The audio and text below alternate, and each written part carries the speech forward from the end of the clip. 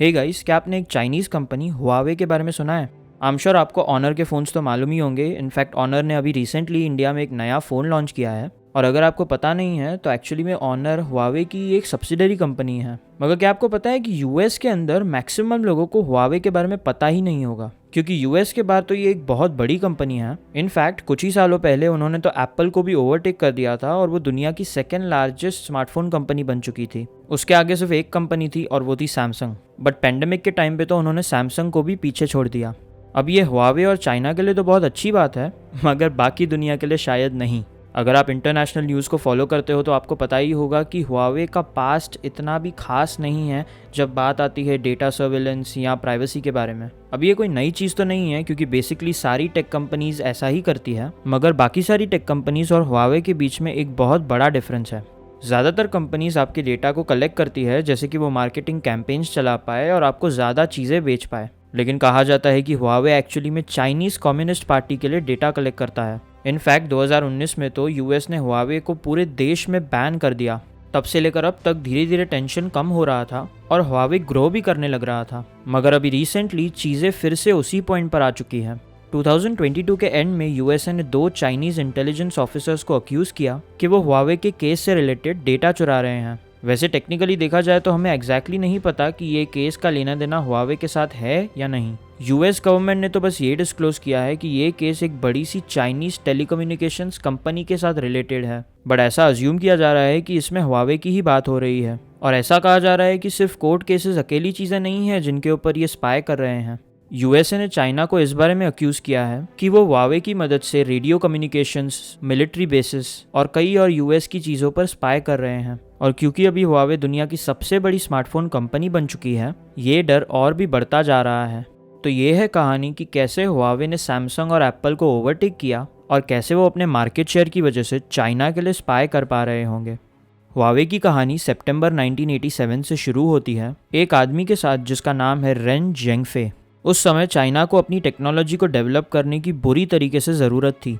पिछले कई दशकों से चाइना बहुत नीचे गिर चुका था और उसका रीज़न था उनके देश के अंदर का इंटरनल कॉन्फ्लिक्ट और कम्युनिस्ट रिवॉल्यूशन। मगर 1980s में आए तो चाइना को ये सिचुएशन बदलनी थी और एक हद तक उन्हें इंटरनेशनल फ्री मार्केट में एंट्री लेनी थी। और इस सब में एक चीज़ थी चाइना के टेलीकम्युनिकेशंस इंफ्रास्ट्रक्चर को डेवलप करना। रेन एक्चुअली में पीपल्स लिबरेशन आर्मी के इंजीनियरिंग डिपार्टमेंट के डेप्यूटी डायरेक्टर रह चुके थे। उन्हें काफ़ी अच्छा आइडिया था कि ये कैसे हो सकता है, तो इसीलिए उन्होंने इस सिचुएशन का फ़ायदा उठाने का सोचा। उन्होंने 1-2 इन्वेस्टर्स को मनाकर $5,000 की मदद से हुआवे को शुरू किया। अब आपको लग रहा होगा कि $5,000 बहुत कम नहीं है, स्पेशली न्यू टेलीकम्युनिकेशंस टेक्नोलॉजी को डेवलप करने के लिए। वेल, आपको सही लग रहा है, लेकिन नोट करने वाली बात यह है कि रेन को बिल्कुल भी इंटरेस्ट नहीं था ये सब खुद से बनाने में। इसकी जगह पे उनका प्लान ये था कि वो फॉरेन टेक को चाइना में लाए और चाइना के ही लोकल रिसर्चर्स की मदद से उस टेक को रिवर्स इंजीनियर करें। और जब मैं बात करता हूँ रिवर्स इंजीनियर की, तो मैं ये नहीं बोल रहा हूँ कि टेक को अंडरस्टैंड करके कुछ नया बनाना। रिवर्स इंजीनियर से मेरा मतलब था कि सिंपली अपने कॉम्पिटिटर्स को फुल्ली कॉपी करके फर्स्ट कॉपी प्रोडक्ट्स बनाना। रेन का पहला टारगेट था एक टेलीकम्युनिकेशंस कंपनी जिसका नाम था Qualcomm. And I am sure आपने क्वालकॉम का नाम तो सुना ही होगा। रेन ने ये डिस्कवर किया कि टेक्नोलॉजी को कॉपी करने में बहुत ज़्यादा टाइम लग रहा था, तो कंपनी के अंदर थोड़ा रेवेन्यू लाने के लिए रेन ने PBX स्विचेस को हांगकांग से इंपोर्ट करके चाइना में रीसेल करना शुरू किया। इस रेवेन्यू की मदद से उन्होंने अपने कंपनी के रिवर्स इंजीनियरिंग टीम को 600 लोगों तक पहुंचा दिया था। और जब बारी आई कंपनी का नाम रखने की, तो रेन ने सिंपली एक ऐसा स्लोगन चुना जो कि पब्लिक को पसंद आए। उनका ओरिजिनल स्लोगन था जोंगहुआ योवे, जिसकी इंग्लिश में मीनिंग होती है चाइना हैज़ प्रॉमिस। रेन ने इसको फ्यूचर में बदल दिया और कंपनी का नाम हुआवे रख दिया, जिसका इंग्लिश में मतलब होता है चाइना इज़ एबल। और मैं श्योर हूँ कि चाइनीज़ कम्युनिस्ट पार्टी इस नाम की बहुत बड़ी फ़ैन थी, मगर वो इकलौती चीज़ नहीं है जिसकी वजह से उन्हें हुआवे पसंद आने लगी। 1993 तक आते आते उन्होंने सक्सेसफुली एक टेलीफोन स्विच की फर्स्ट कॉपी बना ली, जो कि उस समय के लिए चाइना में सबसे एडवांस था। हुआवे ने इन स्विचेस को चाइना के छोटे सिटीज़ और गाँवों में बेचना शुरू किया, क्योंकि वहाँ पर कंपटीशन बहुत कम था। मगर शायद से उनका सबसे बड़ा और सबसे दिमाग वाला डिसीजन था पीपल्स लिबरेशन आर्मी के साथ पार्टनर करना। अगर हम पैसे के बारे में सोचें तो ये डील इतनी भी बड़ी नहीं थी, मगर जब हम जान पहचान और इन्फ्लुएंस की बात करते हैं तो ये डील एकदम इंसेन थी। कहानी ये है कि जब रेन CCP को अपने टेलीफोन स्विच के बारे में पिच कर रहे थे, तब उन्होंने ये कहा कि switching equipment technology was related to national security and that a nation did not have its own switching equipment was like one that lacked its own military. जिसका मतलब है कि स्विचिंग इक्विपमेंट टेक्नोलॉजी एक देश की सुरक्षा के रिलेटेड है, और अगर किसी देश के पास अपना खुद का स्विचिंग इक्विपमेंट नहीं है तो ये इसी के बराबर हो गया जैसा कि किसी देश के पास खुद की सेना ना हो। कहा जाता है कि एक सीसीपी के ऑफिशियल ने अग्री कर लिया, मगर अगर सच में उन्होंने अग्री किया तो हुआवे सारे देशों को उसी के टेलीकम्युनिकेशंस इक्विपमेंट्स को यूज़ करने के लिए क्यों बोल रहा है। जी हाँ, आपको तो पता चलने ही लग रहा होगा कि ये कहानी कहाँ जा रही है। ऐसा लग रहा है कि चाइना ने सच्ची में रेन की बातों पर विश्वास किया और वो हुआवे के डोमेस्टिक स्विचेस को बहुत ज़्यादा यूज़ करते गए। इनफैक्ट 1996 में चाइना ने एक ऐसी पॉलिसी लाई जो डोमेस्टिक मैन्युफैक्चरिंग को सपोर्ट करती है और फॉरेन ऑप्शंस को एकदम बंद कर देती है। और क्योंकि हुआवे इकलौती चाइनीज़ कंपनी थी जो कि फॉरेन क्वालिटी जैसे इक्विपमेंट्स प्रोड्यूस कर रही थी, तो इसीलिए हुआवे दोनों सरकार और सेना के लिए एक डिफ़ॉल्ट ब्रांड बन चुका था। और ऐसा नहीं था कि वो सिर्फ चाइना के साथ अपने रिलेशंस बना रहे थे। लेट 1990s तक आते आते हुआवे ने सब सहारन अफ्रीका में और मिडिल ईस्ट में बहुत हेवीली एक्सपांड करना शुरू किया। इन कंट्रीज़ को टारगेट करना बहुत आसान था क्योंकि इनमें से ज़्यादातर कंट्रीज़ वेस्टर्न काउंटर पार्ट्स जो कि बहुत महंगे होते थे उन्हें अफोर्ड नहीं कर पाते थे। तो उनके पास सिर्फ दो ऑप्शंस थे, या तो वो इस चाइना की टेक्नोलॉजी को यूज़ करें और या तो वो अपने डेवलपमेंट को ही रोक दें। ऑब्वियसली वो कंट्रीज़ ने पहले ऑप्शन को ही चुना। और मज़े की बात तो ये है कि फिर बहुत सारे वेस्टर्न कंट्रीज़ ने भी हुआवे को यूज़ करना शुरू कर दिया। उनमें से सबसे पहले कंट्रीज़ में से एक था कनाडा। कनाडा के एक टेलीकॉम जाइंट नॉर्टेल ने अपने सारे प्रोडक्शन और इंजीनियरिंग को हुआवे को आउटसोर्स कर दिया।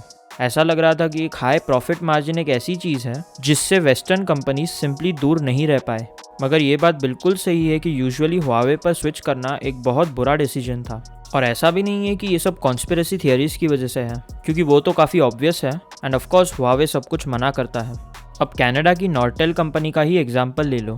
जैसे ही उन्होंने हुआवे के साथ डील बनाई, चाइनीज़ हैकर्स ने नॉर्टेल के बहुत सारे इंटरनल डॉक्यूमेंट्स को हैक कर दिया, वो भी एटलीस्ट 10 सालों के लिए। अब हुआवे तो ये कहता है कि ये हैकिंग का और हुआवे की डील का कोई रिलेशन नहीं है, बट इसे तो मैं आपको ही जज करने के लिए बोलूँगा। और चीज़ें तभी ख़राब होती है जब हमें ये पता चलता है कि नॉर्टेल अकेली कंपनी नहीं थी जिस पे हुआवे अलेजिडली स्पाई कर रहा था। शायद से हुआवे को नॉर्टेल के ज़रिए कनाडा के नेशनल डिफेंस का भी एक्सेस मिल गया था। और ये भी रिपोर्ट किया जाता है कि नॉर्टेल के ओटावा के रिसर्च एंड डेवलपमेंट कॉम्प्लेक्स में कुछ लिसनिंग डिवाइसेस भी पाए गए हैं। और ये कॉम्प्लेक्स कनाडा के नेशनल डिफेंस डिपार्टमेंट के साथ बहुत क्लोजली काम करता था। इतना ज़्यादा क्लोजली कि जब नॉर्टेल ने किसी रीज़न की वजह से बैंक्रप्सी फाइल की, तब वो बिल्डिंग कनाडा के नेशनल डिफेंस का हेडक्वार्टर्स बन चुकी थी। अब ऑब्वियस रीजंस की वजह से कनाडा हुआवे को अपने 5G नेटवर्क के आसपास भी नहीं आने दे रहा है। कनाडा अकेली कंपनी नहीं है जिसने ये चीज़ इतना मुश्किल से सीखी है। अराउंड वही टाइम पे जिस टाइम पे नॉर्टेल हुआवे के साथ अपनी डील साइन कर रही थी, कई और सारी वेस्टर्न कंपनीज भी हुआवे के साथ डील साइन कर रही थी। पहले ये छोटी कंपनी से शुरू हुआ, जैसे कि यूके का वोडाफोन, ऑस्ट्रेलिया का ऑप्टस, नॉर्वे का टेलीनॉर और जापान का पैनासोनिक। मगर ये ग्रो करते करते अमेरिका के सबसे बड़े जायंट्स के पास भी पहुंच चुका था, जैसे कि गूगल, फेसबुक, क्वालकॉम, इंटेल और माइक्रोसॉफ्ट। उस समय से लेकर अब तक जितनी भी कंपनीज का मैंने इस लिस्ट में नाम लिया है, उन सब कंपनीज ने हुआवे के साथ सारे नाते तोड़ दिए हैं। अब वो खुद को हार्म पहुंचने की वजह से हुआ हो या गवर्नमेंट के बैन की वजह से। तो फॉर्चुनेटली ऐसा लग रहा है कि कंपनीज और कंट्रीज लेट 2010s तक आते आते हुआवे की ये स्ट्रैटेजी समझ चुके थे। मगर इससे हुआवे को बिल्कुल भी फ़र्क नहीं पड़ा, क्योंकि तब तक हुआवे लिटरली एक दूसरी गेम में घुस चुका था। शुरू से ही हुआवे को ये पता था कि उनका मेन एम है एंड यूज़र्स तक पहुंचना। अब वो शुरू से ही ये नहीं कर सकते थे क्योंकि कंज्यूमर टेक को प्रोड्यूस करना और लोगों तक पहुंचना बहुत महंगा पड़ता है। बट इन कंपनीज और गवर्नमेंट्स के साथ कॉन्ट्रैक्ट्स की वजह से हुआवे अब कंज्यूमर मार्केट में भी घुस पा रहा था। और क्योंकि वो एक टेलीकम्युनिकेशंस कंपनी है, उनका प्रोडक्ट था ऑब्वियसली सेलफोन्स। हुआवे ने एक्चुअली में स्मार्टफोन्स के साथ स्टार्ट नहीं किया था।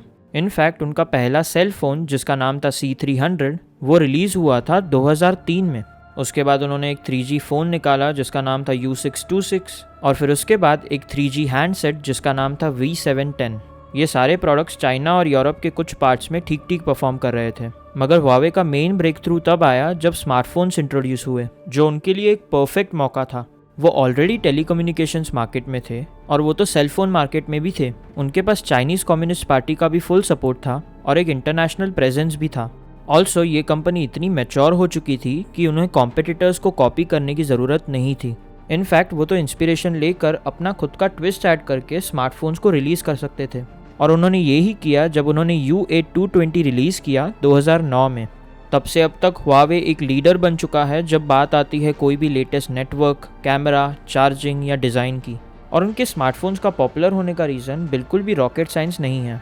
वो बहुत अच्छे फ़ोन्स बनाते हैं जो कि कंपटीशन से बहुत सस्ते होते हैं, सिंपल। और आज वो हर साल 20 करोड़ से भी ज़्यादा स्मार्टफोन्स को सेल करते हैं।